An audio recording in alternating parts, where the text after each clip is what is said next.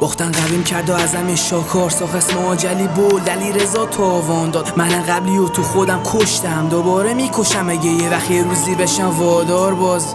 سر جلان آجلی علیرضا تاوان داد. قد رمان کلی در زندگیم داستان داشت. تو 3 و 20 ساعت رفیقام کشیدن زیرم من پارتی و اشغالشو دیدم و تا پاسکاش دارم کنار میام با صدای تو سرم انقدر زیادن که نمیدونم کیا جز رو منن. میگم بچه شهرستونی گمنون جا نداره اکف آسفالت‌ها شوجی شدم و کسننه. گذشته رو به خیالش آینده رو دریا به جوری موفق میشم با بمب ریز پشماش و سقوطم و دیدم توی اوج پرواز طول کشید قلبم ترمیم بشه زخماش. گذشته رو به خیالش آینده رو دریا به جوری موفق میشم با بمب ریز پشماش و سقوطم و دیدم توی اوج پرواز طول کشید قلبم ترمیم بشه زخماش.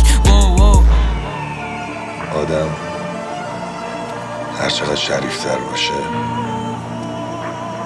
از جنایت بقیه بیشتر رنج میبره. تا این مسیر 2 تا حالت بیشتر نداره: سقوط یا تغییر.